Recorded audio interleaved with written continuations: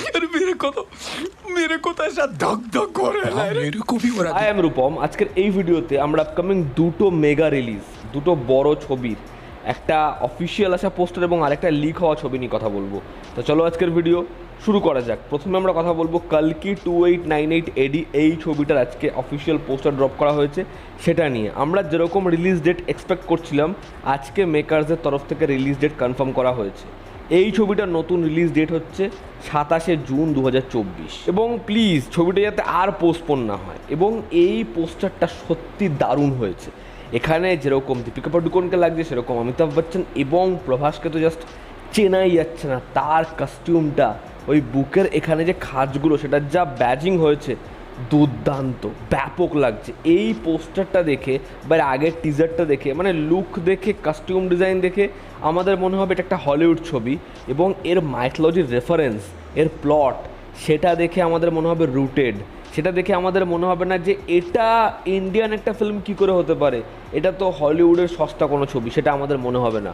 Look and feel সেটা খালি হলিউডের, সেখানে একটা আপগ্রেডেশন আছে, সেখানে একটা প্রিমিয়ামনেস রয়েছে এবং প্লট ভীষণভাবে রুটেড, সেটা আমাদের মাইথোলজির সাথে কানেক্টেড। যে কারণে এই ছবিটার জন্য আমি ভীষণভাবে এক্সাইটেড। অনেকে ডিউনের কথা বলবেন, হ্যাঁ কিছু জিনিসপত্র হয়তো ডিউনের মতো লাগছে, তবে আমরা দেখি না এরকম একটা বড় স্টেপ তারা নিচ্ছে যেখানে সব কিছু দেখে এতটা অ্যাট্রাকটিভ মনে হচ্ছে। এবং আগের দিনের টিজারের ওই মাইথোলজির যে অ্যাঙ্গেলটা দেখিয়েছে, সেটা দেখে আমি তো বস উড়ে গেছি। আমি সেই ভিডিওটা ব্রেকডাউনে প্রপার মাইথোলজির কোন দিকটা বলছে সেটা আমি বলেছিলাম, না দেখে থাকলে ভিডিওটা অবশ্যই দেখো। এর যে ব্যাকড্রপ যেরকমভাবে একটা ঢাল মতো হয়ে রয়েছে, তার আগেই তিনটে ক্যারেক্টার দাঁড়িয়েছে, যেরকম ব্রাউনিশ টেন্ট, তিনজনের যেরকম কস্টিউম এবং তাদের পায়ের দিকে যেরকমভাবে শত্রুরা মরে পড়ে রয়েছে, এই যে বিশাল কৌরবদের সাথে এদের লড়াই, সেটা আবার হচ্ছে। এবং কালকি সে কি পারবে এই পৃথিবীকে রক্ষা করতে। ওভারঅল এই পোস্টারটা আমার খুব ভালো লেগেছে। তিনজনকে যেরকম দেখতে লাগছে, তিনজনের যেরকম লুক, যেরকম এদের কাস্টিউম ডিজাইন, পুরো পোস্টারের যেরকম কালার গ্রেডিং, যেরকম কম্পোজিশন, যেরকম এটাকে সাজানো হয়েছে, খুব কম্প্যাক্ট, খুব অ্যাট্রাকটিভ, সঙ্গে ভীষণ স্টাইলিশ। ছবিটার নতুন রিলিজ ডেট কবে? 27শে জুন। এবং যদি আমরা বাংলা ছবিগুলোর রিলিজ ডেট দেখি, তাহলে সেটা 7ই জুন হোক, 14ই জুন হোক, 21শে জুন। এবং 27শে জুন মানে ঠিক বাংলা ছবিগুলোর রিলিজ ডেট দেওয়া হয়ে গেছে 21শে জুন অবধি, তারপরেই ছবিটা আসছে। তো হিসাব মতো সেই ছবিগুলো নিজের জায়গায় বিজনেস করে নিতে পারবে। তখন থেকে এই ছবিটা চলে আসবে। যদি ছবিটা ব্যাটে বলে হয়ে যায় নিজের কনসেপ্টে, নিজের কমিটমেন্টে, তাহলে এই ছবিটা জাস্ট রাজত্ব করবে। এই ছবিটা জাস্ট বিজনেস করে সব রেকর্ড ভেঙে দেখিয়ে দেবে। যদি আমরা কথা বলি রামায়ণের লিক হওয়া কিছু ফটোর, যেখানে আমরা রণবীর কাপুর এবং সাই পল্লবীকে অ্যাজ শ্রীরাম এবং সীতা হিসেবে দেখতে পাচ্ছি, তো কেমন লাগলো দুজনের এই লুক? দেখুন, নিতেশ তিওয়ারি ছবির পরিচালক, ভরসা তো প্রথম থেকেই ছিল, কিন্তু আদিপুরুষ যা ঘটলো তারপরে তো কোথাও একটা গিয়ে চিন্তার শেষ ছিল না। কিন্তু এই যে দুজনের লুক, দুজনের এরকম ধরনের কাস্টিউম ডিজাইন, এরকমের ব্যাকড্রপ, সেটা দেখে কোথাও একটা গিয়ে আমি নিশ্চিন্ত এবং খুব শান্তি পাচ্ছি যে এরকমভাবে শ্রীরামকে, সীতা মাকে প্রেজেন্ট করছেন নিতেশ তিওয়ারি। রণবীর কাপুর এবং সাই পল্লবীকে এত সুন্দর লাগছে।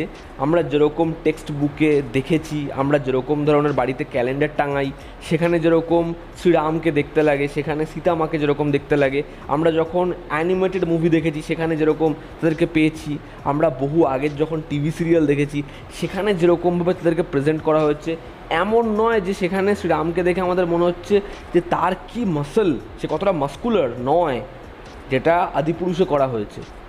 তার চোখে, তার মুখে একটা শান্তি রয়েছে, যখন সেটা দেখবেন আপনার নিজের মন ভালো হয়ে যাবে, যেটা এখানে রয়েছে।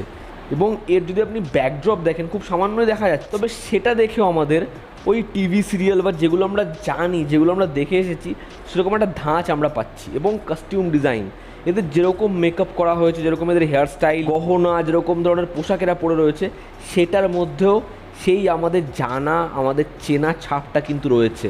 তা যদি এই ছবিটা নিতেশ তিওয়ারি ভালো বানায়, জাস্ট লোকে পাগল হয়ে যাবে। আমি এখন এই লুক দেখে আরও এক্সাইটেড যে রাবণের লুক তাহলে কী হবে।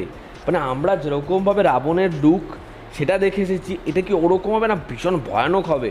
আমি জানি সেটা কখনোই ছাপড়ি রাবণ হবে না আদিপুরুষের মতো, কখনোই হবে না। এবং তার মধ্যে রকিং স্টার ইয়াশ রয়েছে। খালি লুকটা কেমন হবে সেটা আমি দেখতে চাই। সেটা যখন আসবে লোকে পাগল হয়ে যাবে। তো দেখার প্রত্যেকটা চরিত্রের লুক কেমন হয়।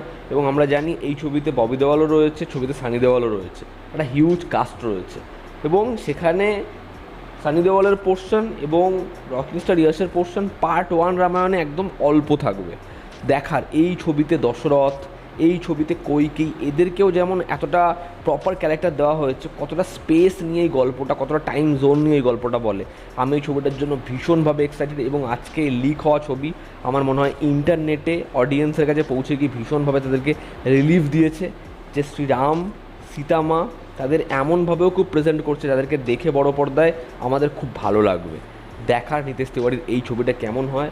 এবং রণবীর কাপুর সেই যেরকম অ্যাক্টর, আমার তার উপর 200% ভরসা রয়েছে। ওমরাও যেরকমভাবে আদিপুরুষ বানিয়েছে আজকে হয়তো এই লিকড ফটো দেখে, এবং তাকে আজকেও যেরকমভাবে লোকে খিস্তাচ্ছে, আমার মনে হয় সে বুঝতে পারবে কীরকমভাবে তার রামায়ণ বানানো উচিত ছিল। তো এই ছিল আজকের এই দুটো ছবি নিয়ে রিয়াকশন। তোমরা যারা দুটো ছবি দেখলে তোমাদের কেমন লেগেছে জানিও। জনতা আমাদের পাশে আছে। আবার দেখা হচ্ছে। Love you all, step bye, take care.